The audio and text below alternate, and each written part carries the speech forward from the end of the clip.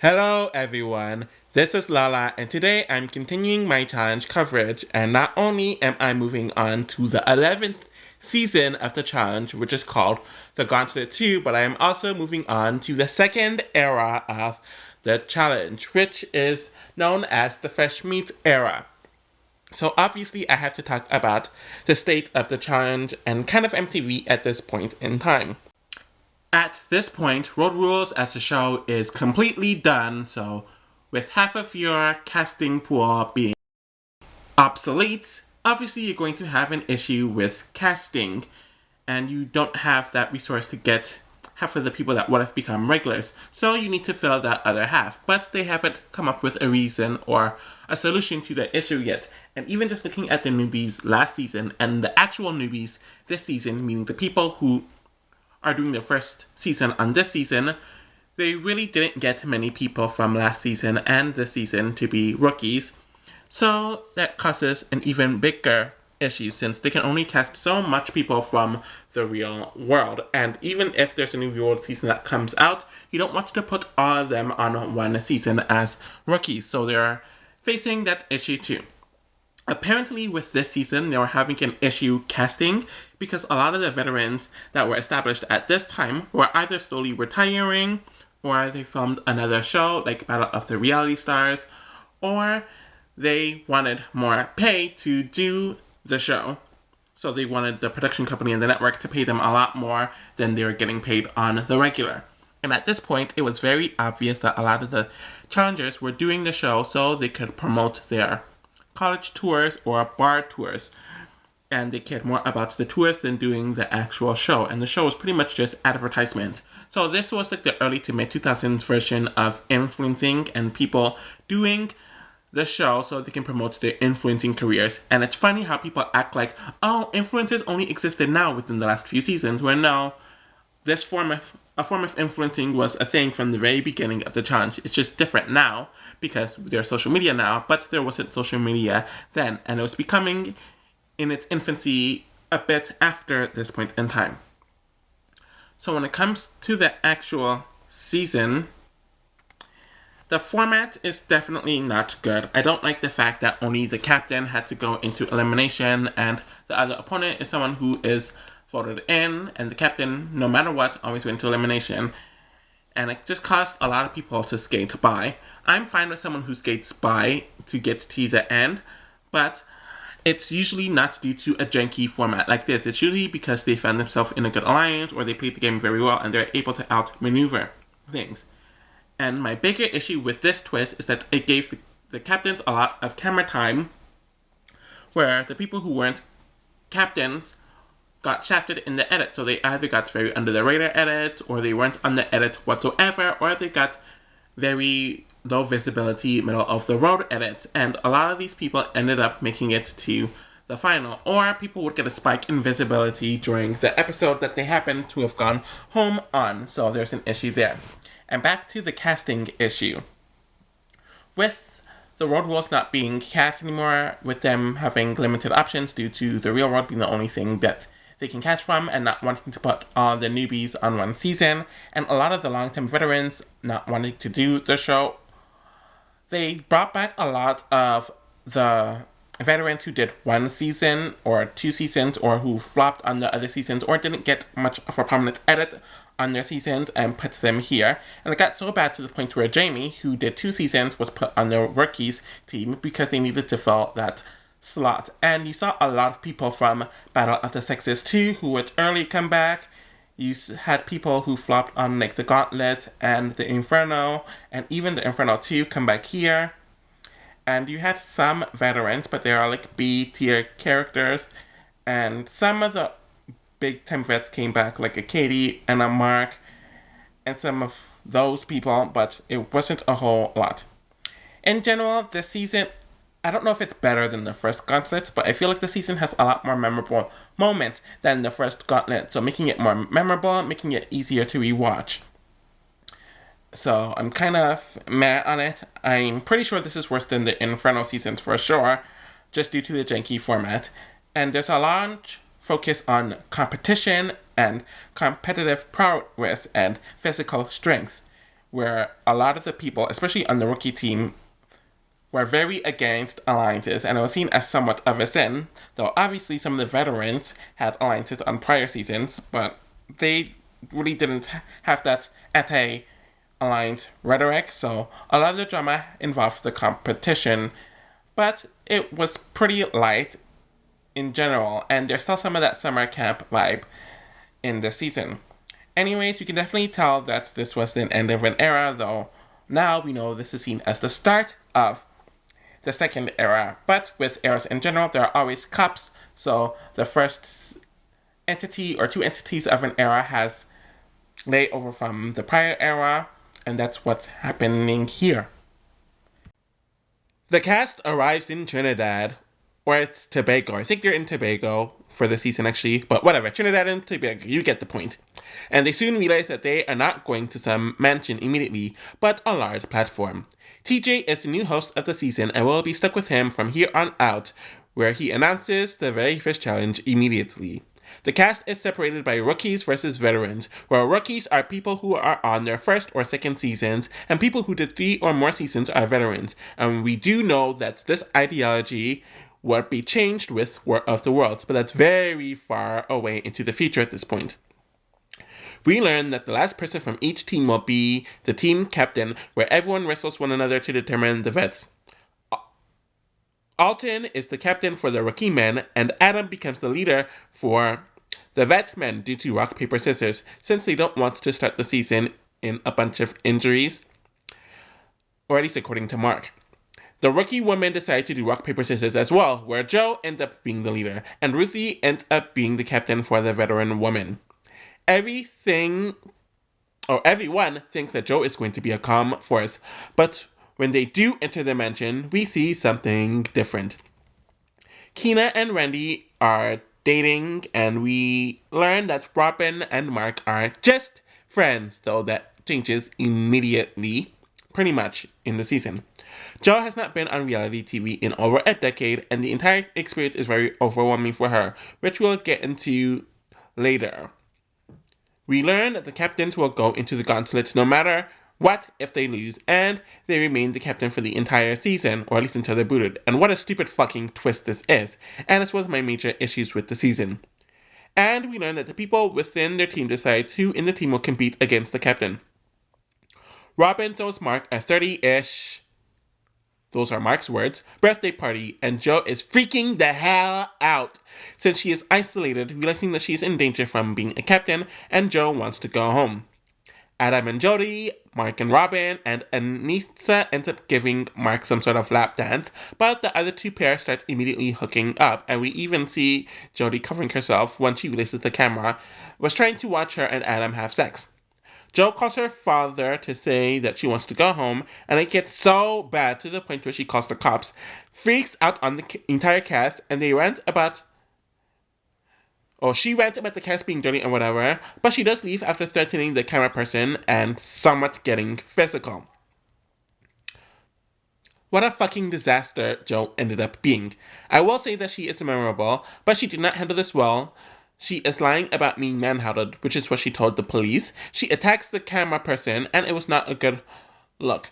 Apparently, she never watched the challenge before, so when she entered the house, she was shocked with how supposedly trashy it is. And also, I think they cast her because they were struggling with casting this season, so they went 10 years back to get someone.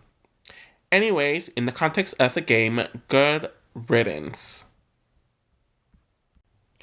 Chock full of coconuts is the first challenge, and we are told that Keena is the challenge or the captain for the rookie woman now, since she was second in the competition. Anyways, they have to transfer coconuts to the deposit circle via bamboos, and it is a male gauntlet day. The challenge was unique, but I would not say that it was a fun challenge to watch per se. The rookies do end up winning the challenge. They have to decide which male goes against Adam in the Inferno, and Mark tries to have everyone write a name in the hat to pull a name, and Derek is tired of that bullshit, where he wants someone to say what they feel, and why someone should go in. But Derek really built a target on himself, as he was just causing way too much trouble and drama for the veterans. And Derek is ultimately voted into the Gauntlet, and he chooses to play Name That Coconut with Adam. So it is a mix of physical and trivia where they have to choose the coconut that is the correct answer, where we do see Adam and Derek wrestle one another, mainly Adam, and it is a very close elimination. But Derek does end up beating Adam, but if you win the elimination, you become the captain, which is essentially what happens to Derek. I see why Adam didn't come back to the flagship after this. He was gone for a few seasons, despite having a strong season in the Gauntlet, ended up being a first boot, and they were in the midst of a huge change and he got left behind. His douchey personality does bring drama, though it's odd that people considered him calm compared to Derek of all people, but it is what it is.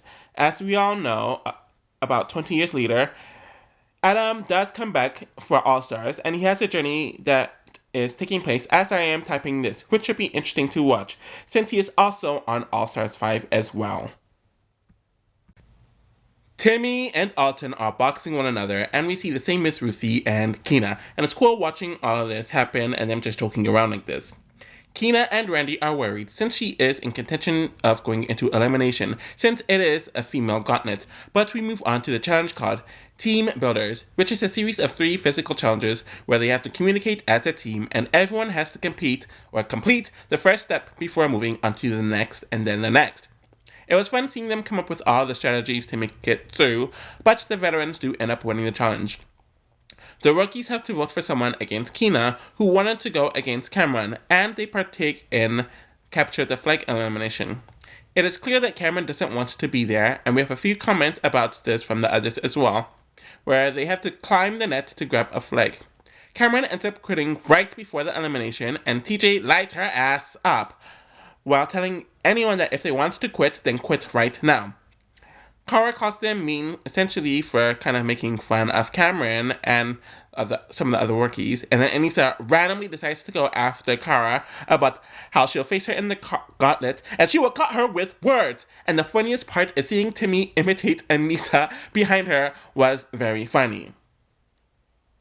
So Cameron was out on episode 3 of Battle of the Sexes 2, and if I remember correctly, she didn't really care about playing the game then, and was booted at the same time this season. She was one of the women from the season who didn't care to actually compete and strategize, so she gave up right when the nomination started, essentially. She had 2 early boots, didn't add anything as a personality or a player, so good riddance in the context of the show, and it was clearly for the best. We start the next episode with Danny trash-talking Jody to some of the other challengers due to her screwing him over on their Road Rules season, and then we have Jeremy complaining about Danny to Jody. So she explains that he was trying to target her on their show, but she beat him to it, and it's clearly the line of telephone. The challenge is Moving Pyramid, where they have to create several human pyramids and crawl to get a bunch of flags under these several human pyramids. Danny is getting annoyed with Jody during the challenge, where she is trying to give them instructions, and he keeps on snapping at her.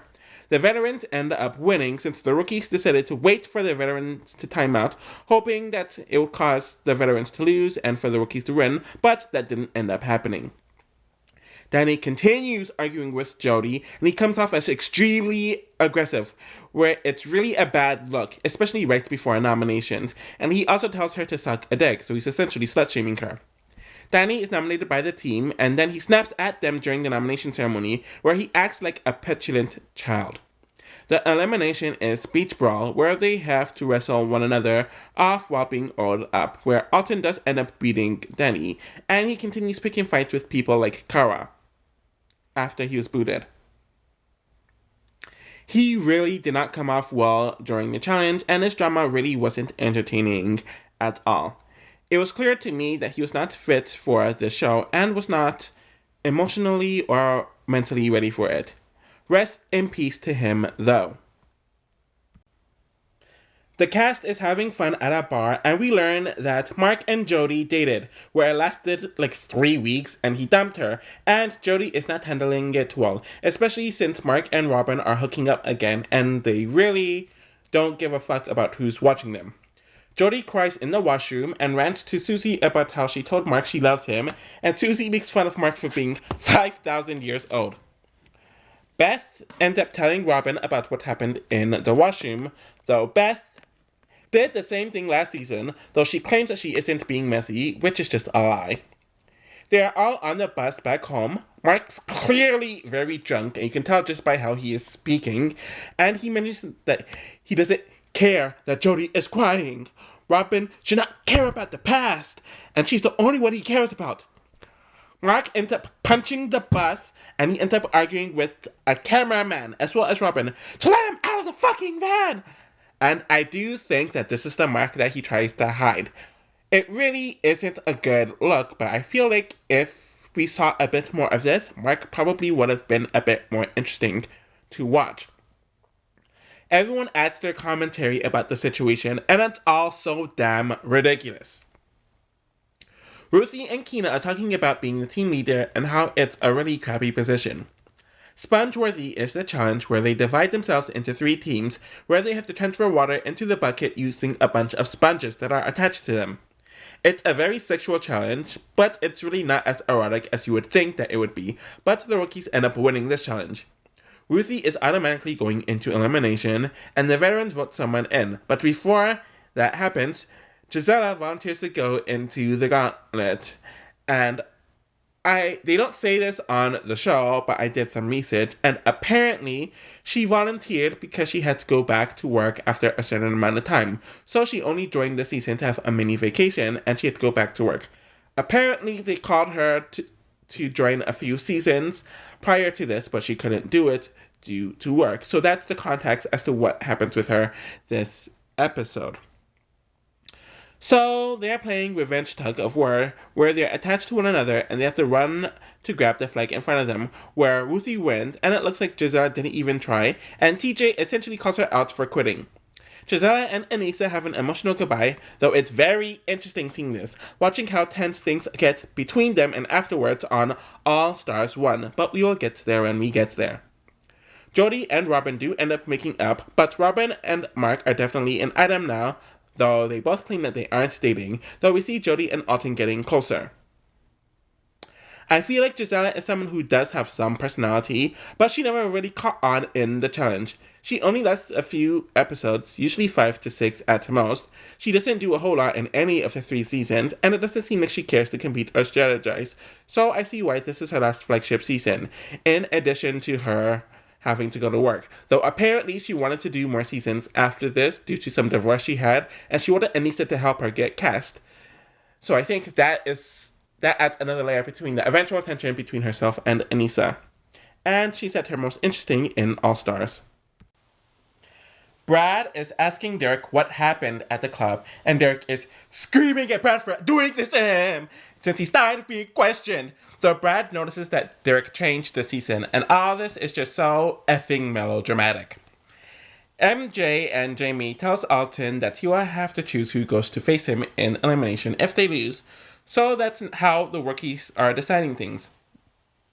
Their challenge is called Body Painter, where they have to paint the blank canvases while wearing their Speedos and and their bathing suits for the women, and then shower to paint the other color. So many of the challenges are overtly sexual this season, and I do think that this is a simple but fun enough challenge where they have to paint the white pieces with their bodies covered in paint.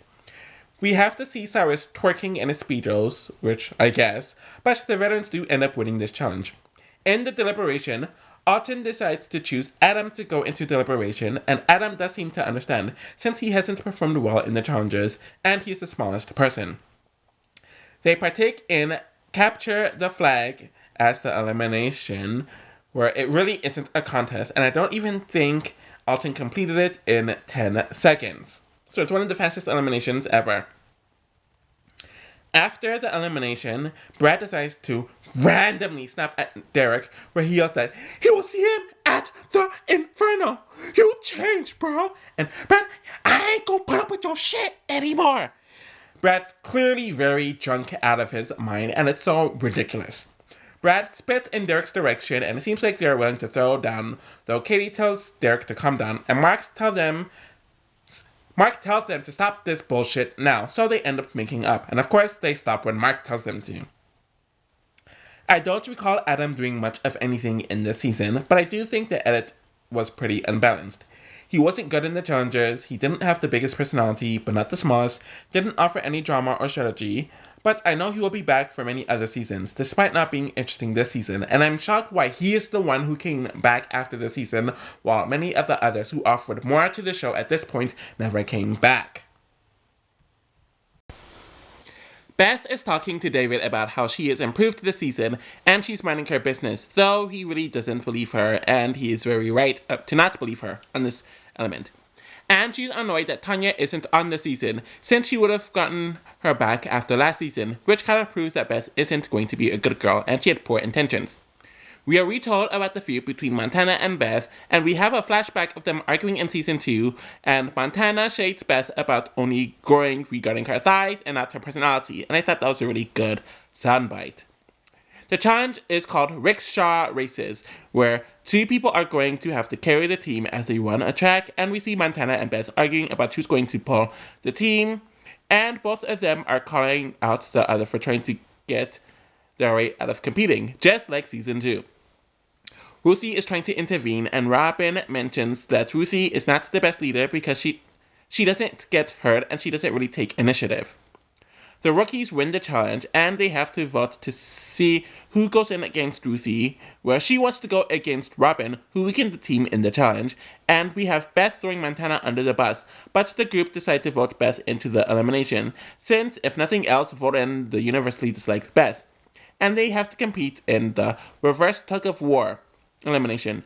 It really is no contest, since they all mentioned how much taller and bigger in muscle Beth is than Ruthie, but despite people thinking that she's going to quit this, Beth does do the gauntlet and beats Ruthie. Beth claims that she can beat every woman on the team. Beth and Montana quote-unquote make up, but literally as soon as Montana walks away, Beth sticks her finger in her mouth right afterwards. I think the thing with Ruthie is that she's a solid competitor in this season and in general, but she really doesn't have anything else to offer to the show. The strategy really isn't there, and she didn't improve in this element at all, and the personality isn't there at all, as she's very monotonous and doesn't really do much personality-wise. So I see why she only came back after the duel, and in general just really isn't a priority for casting in general. Jillian is talking to Kina about Kara and Susie wanting Julie to join their alliance, supposedly with the veterans, and she not only openly rejects it, but there's a plan for a few of the people to throw the challenge for the vets, and Kina tells this to a bunch of her teammates after Jillian told her this. And Alton, as well as Landon to a lesser extent, really do not like the idea of vets, though alliances have been around since the very beginning, which I'm sure Mark could tell them, but I think it's just a specific mentality of the likes of Landon and Alton specifically. Team Strength is the challenge where they have to push a boulder and the truck to the point where they put a bunch of bricks in the truck and then push it back. The rookies intentionally give Kara and Susie less responsibilities, so they cannot throw it. Susie and Kara realize that something is off when Landon refuses to allow them to push the truck back. But despite all of the drama, the rookies do end up winning the challenge. And I have to say that I do like how balanced the teams are with the rookies and veterans, which is something that usually doesn't happen with this specific theme regarding the teams.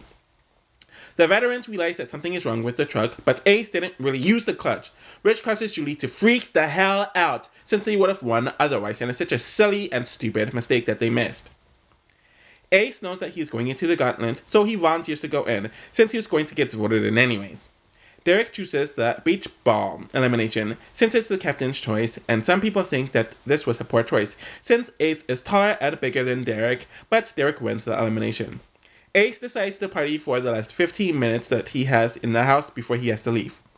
Susie and Kara want to clear the air with its team, and Landon and Alton are looking at one another very pissed off, and Landon asks if they are in an alliance, where the two women deny it. Kina ends up snapping, which is a sign that she thinks that they are guilty, and both of the women are in tears, freaking out over it. Okay, I think I'm finally starting to get the appeal of Ace now, since I've been kind of hard on him in his prior seasons. He really is the life of the party and has a positive, happy-go-lucky vibe that isn't fake. He was a lot funnier in the season, even just with his confessionals, so I do see why they gave him another chance after this. I know he has one more flagship season after this, and a few more All-Star seasons, so hopefully he keeps up this momentum. Jillian tells Cara and Susie that it was her that told the team about the cross-team alliance, though Susie mentions that Jillian was there the entire time, so she questions Jillian's motives for this. Cara wants to clear the air, and Kina and Ibis are not listening about what happened, and they mention that Jillian reported it differently, and the women do not care to rehash anything enough to have another meeting, where Cara tells Kina that she is unapproachable. Robin will put everything back to the vets where allegedly Timmy, David, and Brad were in an alliance with Susie and Cara, and Brad mentions that he was just listening to Cara complain about her team, and he denies any sort of alliance. Balancing act is the challenge where they have to bring their team across a rope, and Beth is already planning on bringing Montana down to the Gauntlet if they lose, and she mentioned this right after her last elimination 2 episodes ago. Landon and Alton are the only ones who are able to complete the challenge, and the rookies win the challenge, where everyone votes in Montana because she is the closest to Beth's size, where they really want Beth gone. It goes to Captain's choice, and Beth of course chooses Revenge Tug of War, since she won doing that one, and Beth does beat Montana. And like I mentioned, she knew the elimination benefited her, hence choosing it. Derek gets a bit mouthy with Beth, where they have a little exchange. He calls her a bitch, and she pretty much tells him to screw off, and everyone is pissed off that she is back. I forgot how fun Montana is, and I think because she was out so early on the Gauntlet, and the first season in general is just very forgettable outside of her fight with Beth, but I did enjoy her in this season, and this was a good way for her to end her challenge career. We see Jody and Landon getting closer. Alton does mention that he recently broke up with Erulon, and Beth is ranting to Cyrus, who is the only friend on the team, and he knows that he is an outsider as well. The challenge is called Buccaneer, where they have to wrap their legs around some sort of barrel, and they have to stay on it without using their hands. The veterans were very pathetic in this challenge, where they couldn't get a rookie off, where the rookies were able to get Cyrus off, so not only do the rookies win the elimination, they don't win in elimination, they win the daily challenge. It is pretty obvious that Cyrus is going into the Gauntlet elimination with Derek. Beth does not want Cyrus to go into elimination, and a lot of people are having trouble with voting in Cyrus, since they actually do like him, but he isn't wanting to go into elimination, and for selfish reasons, he shouldn't, but for the team's sake, I get why he should. It is Captain's choice, and Derek decides to choose Bait Brawl. People think Derek made a dumb choice, since Cyrus is heavier and bigger than him. Derek ends up beating Cyrus, and we see a glimpse of Cyrus and TJ going at it. But we will see in the reunion, or a clip of it is shown in the reunion, that it was a lot worse than what was shown. Beth isn't handling Cyrus's elimination well, and I think they bonded because they were made fun of for her being older people. The episode ends with Jody and Alton dancing with one another. Cyrus himself didn't have a whole lot to do in the season, and I don't remember him giving a strong edit before this episode, and of course his elimination was very memorable, especially with the arguing with TJ. I believe he took a few seasons off, or he wasn't called for a few seasons, and his last flagship season is The Ruins, and I can see why he was getting tired of doing this, or the producers thought that he didn't offer too much to the show at this point, especially with him going in a different direction. The veteran guys talk about how they need to keep all of their guys, but the rookie guys get stronger with every time they lose a guy on their team. And David talks about how Beth really needs to go. Beth is complaining about her predicament, and Susie and Cara are talking about how Kina, Ibis, Jillian, and I'm assuming Jolie, because there's no other woman, are clicked up, though they see it as the 2 women isolating themselves, or that's how the other 4 women see this. Pull Me is the challenge, where they have to hold some of their teammates up from not falling into the water, and they then have to switch positions after a while.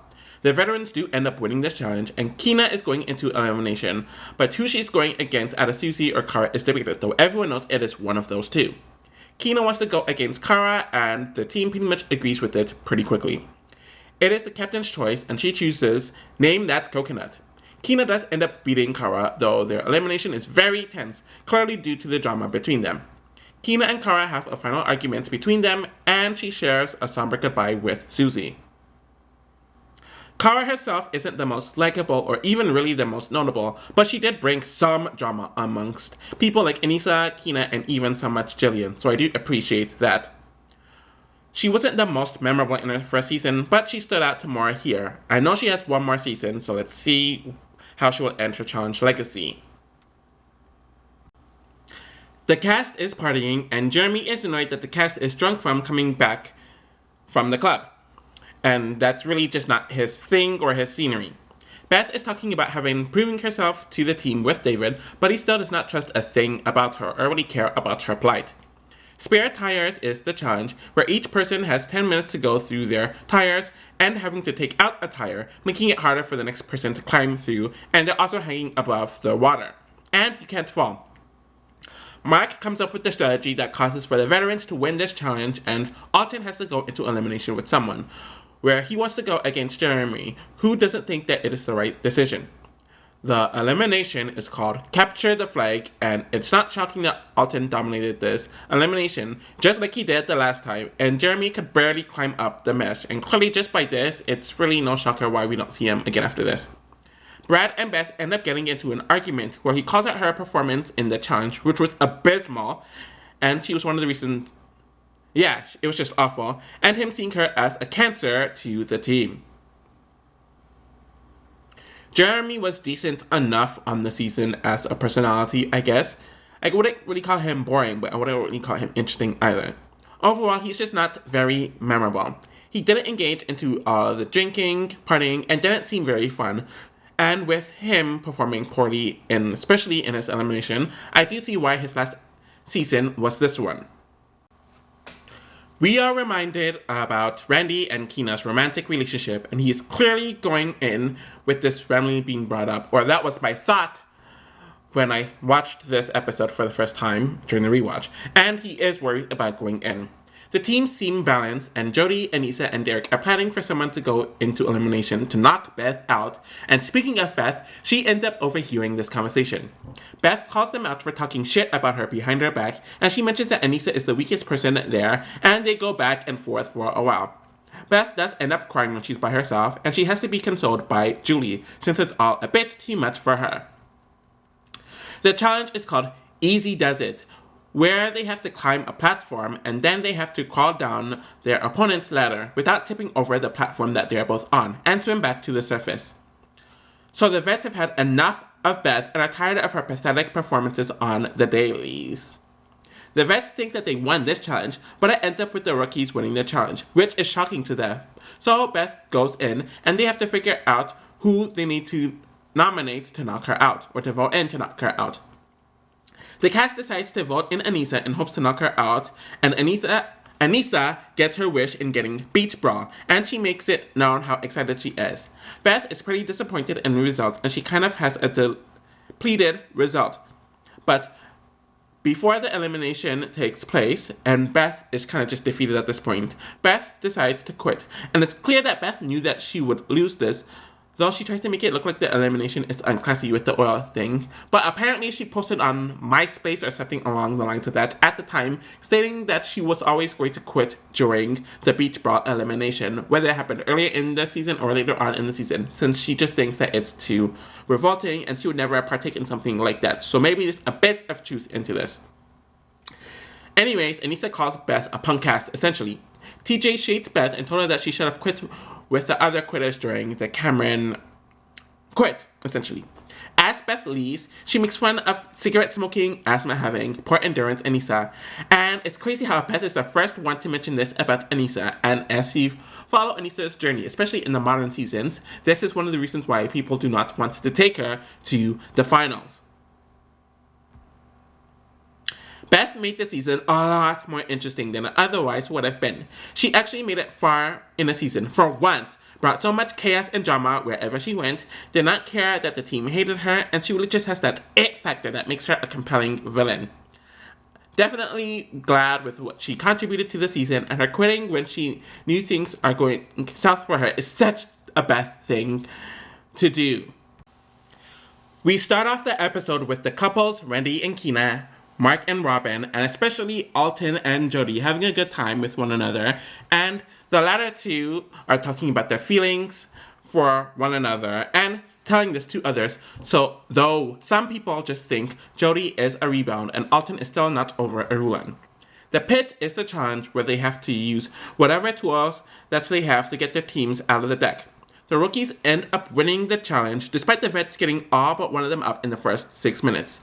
Derek has to go into the gauntlet, and he's thinking about sending in Timmy due to his poor performance in the challenge, costing them the win, but it is decided that Brad is going in, and David pretty much stated that he isn't voting in Timmy, despite his poor performance.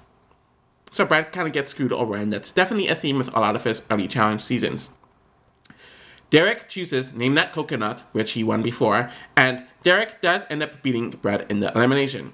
Jody and Alton have a conversation at the end of the episode where he kind of admits that she was a transition, and that was the word that Jody used, and he wants them to stay friends, so whatever showmance they had is pretty much over. Brad was pretty under the radar edits-wise in the season, and while he had a few spats with Derek, he really didn't add a whole lot to the season, but he's getting used to being booted right before the final again and again. And I also think he suffered from the format of the season, causing a lot of the people who aren't going into the eliminations and aren't captains to get a smaller edit. We have Keena and Ryan talk about how it is the final women's gauntlet. I'm getting tongue-tied. So she is very nervous. Blind Trust is the challenge where they have to walk across two beams to take up a picture of themselves and another picture of another competitor who isn't present in the moment. So they're eliminated earlier on in the season or up to this point. Ibis knows that she is potentially going into the elimination if they lose, and Jillian is also worried about this. Honestly, I didn't care much for the challenge. I thought it was boring and kind of monotonous. Anyways, the veterans win the challenge, so Keena has to go in against someone, and there's not many options. Keena has a huge meltdown in the washroom with Jody there to comfort her after the challenge, and Cody has to calm her down, and Keena's really losing it. And I guess it's just too much pressure since she was the captain ever since the first episode, and it's just... the twist is really awful this season. So, it is decided that Jillian is going into elimination with Keena, and the elimination is called Sticky Situation, where the offender has to get a ball into a hole that is on like this wall, and the defender has to block it from a certain parameter. And I think this is a cool enough elimination that I wish we had more of throughout the show, but Keena does beat Jillian. The only memorable moment from Jillian this season is where she ratted on Susie and Kara about the supposed alliance with the men, but she didn't do anything else that is notable in the season. I know she has 2 more seasons, and one of those seasons she's a lot more interesting, but we'll see how much more she does compared to this season. Keena and Alton are talking about the rookies needing to win and how he can potentially go into the gauntlet since it is the last male gauntlet, but the male in discussion to go in amongst the rookie team is Randy, which worried Keena since that is her boyfriend. Anissa, Robin, Katie, and Judy are celebrating because they are guaranteed to make it to the final, but they want to protect their guys. Randy and Keena are a bit gushy about their circumstance at the moment. Piece by Piece is the final challenge where they have to reassemble a bike and ride it to a finish line, and one person has to give them instructions through a walkie-talkie to reassemble said bike. The rookies win the final challenge, and Derek, as well as everyone else on the vet, is deflated that he has to go into the gauntlet for the 5th time. Timmy wants to volunteer to go in, but he initially isn't allowed to do so, and Derek wants people to vote in David, and people essentially state that Mark is not even in consideration. David and Derek start arguing as Derek lashes out, with some of them women trying to get out of voting, where people finally shut up when Mark tells them to stop the foolishness, and they don't need this division right before the final.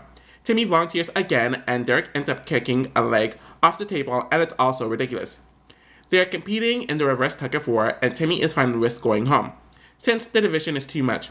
I honestly think that Derek is freaking out because he knew he would lose against Timmy. Everyone is feeling like Derek is deserving to be there, and he has so much heart, but Timmy is a really good competitor, and it really isn't a contest, as Timmy completely smokes Derek in this one, but Timmy is actually really angered about it. People from both teams are crying their eyes out, and people give him a round of applause as he leaves. Derek really had a good season, as he won 4 gauntlets and really showed how good of a competitor he was in the season, and he was an interesting personality here. He definitely had a decent amount of douchey moments in the season, but he also had a lot of heart as well, which is the one thing that has carried him through even up until today as I'm recording this pertaining to his challenge career. It is easily a breakout season for Derek, but I know he peaks as a character in his first few seasons, and it's kind of meh from here on out. Apparently, the veteran men saw the final being built, and this is during the era where they're allowed to leave the house and to go on walks throughout the neighborhood. So the producers had to change the final last minute, which is why we got what we ended up getting. One is a roti rating competition, and some people are making fun of it, and they're effing losers! Roti is great! Then they have a pirate memory component, and then there's some sort of sprint, but each contestant can only take part in one part of the challenge. There really is no way around it. This is easily the lamest final ever, since everyone is only partaking in one, and what they plan on happening even with this final doesn't end up happening due to certain things later on. The rookies call out Julie for having food in her mouth still after they claim that they finish, and of course she denies it. Notice how Mark isn't complaining about Julie actually cheating, as he notably cheated on Battle of the Sexes and bragged about it, but he mentions that she cheated while not turning away from the cameras. Because of the cheating and it being too much of a time discrepancy, they don't even do the other two parts, so most of this cast didn't even compete in the final. Anyways, the rookies win the final and the season overall. The cast is way too large, and because of the format, a lot of the finalists didn't get much airtime. Outside of her argument with Cara and Beth, Anissa really was not present throughout the season, but she was more memorable in the season in spite of that, especially compared to her other two seasons before this. David did become stronger and buffer in the season, and I found his commentary to be relatively solid, but he's never overtly memorable in the grand scheme of things. But it's a solid enough way to end his challenge career. Julie really wasn't memorable in the season, as she didn't have a notable storyline and simply commented on whatever happened to her, but she did end her journey as a finalist, though she was caught cheating, so I guess it's a fine enough but not a notable end to her challenge career, and apparently she ended here because she wanted better hosting gigs and she wanted to focus on that and her family, and I doubt she got the hosting gigs she wanted, since I think the climate of reality TV ended up changing around this point in time.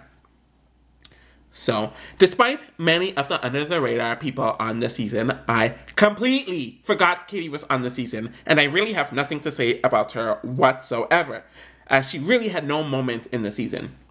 Mark was also not the most notable this season, outside of the mess with Jody and Robin, him punching the van and lashing out, which was just so not a good look, but he was just chilling and hooking up with Robin the entire season.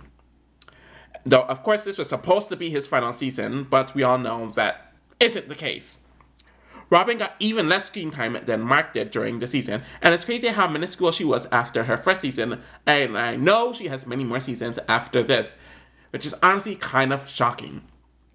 Timmy is the same mode, good at challenges and can be very funny throughout, though him mocking Anissa was the most funny thing he did in the season. I know he has one more season after this, so we're coming to a close with him. Alton definitely had a very strong season, as he dominated a lot of the challenges and had one of the best physical performances ever. He did have his romance with Jody, and then ending it because he couldn't get over his ex was something to watch. I really don't remember a thing about Jamie and Ibis, and the fact that they put him on the rookie team, despite this being his third season, really just says it all. I know Ibis has one more season, but she has been very unremarkable, and is somehow less memorable here than Battle of the Exes too. Jody dealt with the aftermath of her hookup with Mark ending, watching Kim get with Robin again, and her showmance turned friendship with Alton throughout the season. Keena did have an interesting run as being a team captain the entire season, and had her decent amount of drama throughout the season. Landon was just a competitor and a suitor leader in the rookies team, or on the rookies team, but he really wasn't that visible. I don't remember a single thing about MJ the entire season, and he was one of the few invincible people, and it's even worse for him because he's a rookie. Randy was in a relationship with Keena the entire season, and while he did well on both of his other seasons, he was still relatively forgettable even in this season. Susie has her funny commentary here and there, but only a major thing or the major thing she had throughout the season was the drama about herself and Kara supposedly having an alliance with the veteran men. Okay, so now I'm moving on to the reunion, and I actually do have a decent amount to say about the reunion. So there's initial talk about the cheating and the final, and apparently Timmy and Mark had a flu the night before the final, and Timmy had to tell us for some reason that he ate Julie's throw up so they could win. Beth complained about that the veterans were essentially running it as a popularity contest, and she picks a fight with Robin, and kind of insinuates that her hooking up with Mark is why Robin made it to the final. Kara calls out the rookies for not voting out based on the weakest, and Keena and Alton kind of pick a fight with her, as he's still not over her having an alliance. And the two women continue going at it, and they just continue picking fights with one another throughout the entire reunion. And Keena just says that Kara was a poor performer. Beth calls out the others for thinking that she's a worse competitor than Anissa. Brad mentions that it was the fact that she got into drama, and she calls him out for having an alliance with the other team, which he denies.